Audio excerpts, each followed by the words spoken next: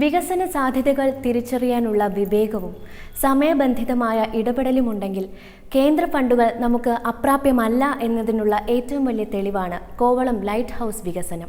കേരളത്തിന്റെ അന്താരാഷ്ട്ര വിനോദസഞ്ചാര കേന്ദ്രമാണ് കോവളം. കോവളത്തിന്റെ വികസന സാധ്യതകളെ നാളിതുവരെ ആരും തന്നെ ചൂഷണം ചെയ്തിട്ടില്ല. ടൂറിസം രംഗത്ത് ഒരു കുതിച്ചുചാട്ടമാണ് കോവളം ലൈറ്റ് ഹൗസിനും അനുബന്ധ മേഖലയിലുമായുള്ള വികസനം ലക്ഷ്യം വയ്ക്കുന്നത്. ആദ്യഘട്ടമെന്നോണം ലൈറ്റ് ഹൗസ് നവീകരണത്തിന് 2 കോടി രൂപ ചെലവഴിച്ചു കഴിഞ്ഞു. കോവളത്തിൽ പ്രത്യേകിച്ച് 10 കോടി രൂപയുടെ പദ്ധതി കൊണ്ടുവന്നിട്ട് നമ്മളുടെ ഇപ്പോഴത്തെ 2 ബീച്ചിനെ നന്നാക്കാനും അതിനെ കണക്ട് ചെയ്യാനുള്ള ഒരു ഫണ്ട് ഇറക്കിയിട്ടുണ്ട്.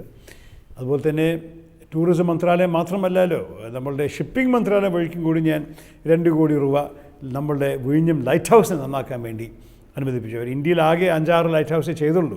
അതിൽ ഒന്ന് നമ്മുടെ തിരുവനന്തപുരമാക്കണം നിർബന്ധിച്ചിട്ട് അതും നമ്മളുടെ ഷിപ്പിംഗ് മന്ത്രി മിലിന്ദ് ദേവര വന്നിട്ട് അതിൻ്റെ പ്രഖ്യാപനം ഇവിടെ നടന്നു. ടൂറിസം രംഗത്ത് മറ്റൊരു കുതിപ്പാണ് visa on arrival. Delhi, Mumbai, Calcutta എന്നിവയോടൊപ്പം തിരുവനന്തപുരം വിമാനത്താവളത്തിലും ഈ സംവിധാനം കേന്ദ്ര സർക്കാരിൽ നടത്തിയ സമ്മർദ്ദം മൂലം നടപ്പിലാക്കാൻ കഴിഞ്ഞു. വഴുതക്കാടിന് പുറമെ നെയ്യാറ്റിൻകരയിൽ ഒരു പുതിയ പാസ്പോർട്ട് സേവാ കേന്ദ്രം തുറക്കുകയും പാസ്പോർട്ട് സംബന്ധമായ കാര്യങ്ങൾക്ക് സുതാര്യത ഉറപ്പാക്കുകയും ചെയ്തു.